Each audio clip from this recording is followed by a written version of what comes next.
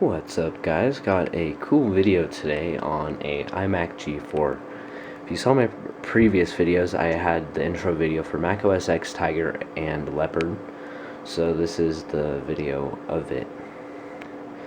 It's going over the specs. It's a 15-inch flat panel, so also known as the first release as a G4, with 800 megahertz, 60 gig hard drive, a DVD super drive. What else? It has Leopard on it, which it really isn't supposed to, but it does.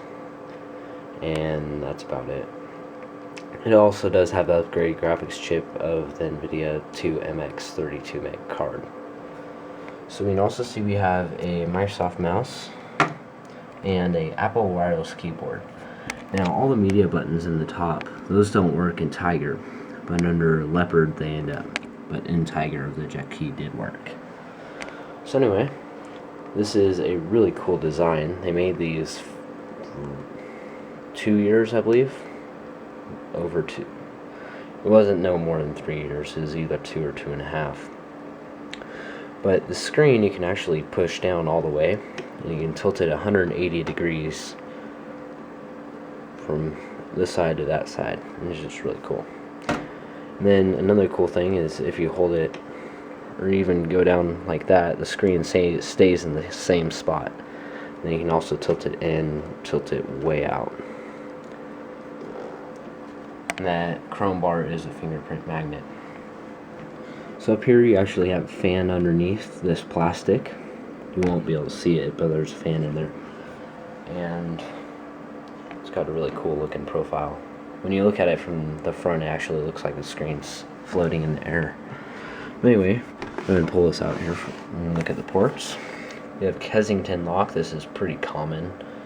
I think every computer made by an OEM has one. You have your headphone port. You have a special port for the Apple Pro headphones, or not headphones, speakers. 2 FireWire 400, and these are lifesavers if your MacBook has target disk mode and you need it.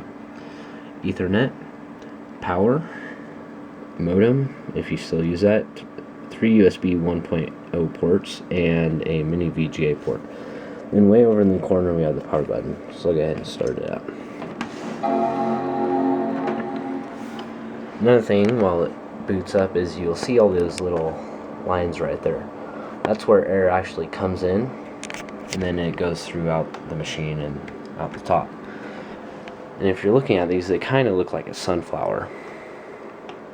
I don't know, that's just how I see it. Some call them like flower pots or something. I call it sunflower. Or the Pixar lamp computer too. And instead of a lamp at the top, it's just a screen.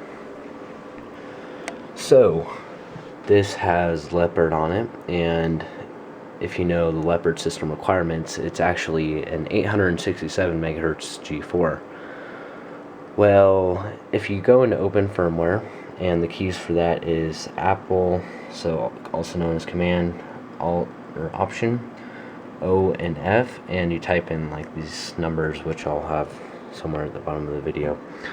But you can just type that in and then make sure to boot from the disk and don't restart from that point. It should install. So here it is. It actually kind of looks a little bit like Mountain Lion because of the wallpaper. So nothing too crazy down there.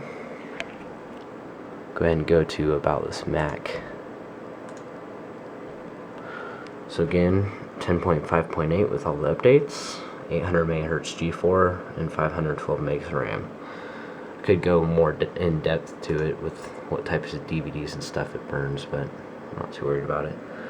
So I use 10.4 Fox because that seems to be the best browser out of everything, and it's still updated to this day. Give me a low battery warning here. And comparing this with speeds of Tiger, I think it is way faster. Just even web browsing is better no matter what browser you use. So it is slow, but it still runs. You can check Facebook, you can post photos or something. The only thing it doesn't handle the best is Flash, which we all know Adobe and Apple decided to put a hammer in the coffin, and that's what happened. No PowerPC. So the internet is having bits of problems. It's been like this all day, so if it works, I don't know. But this does not have an Airport Extreme card. It actually has an original Airport card, and I had problems with it working in 10.5, but when I updated 10.5.8, it seemed to work. So the internet's down right now. Anyway, I can show MacTubes though. While that opens, you can actually use the eject key, and the disk drive opens. Go ahead and close it. I'll hold this plastic. Oh, I didn't get it. Anyway, there's actually, I'd like to show you, but if I can't get it.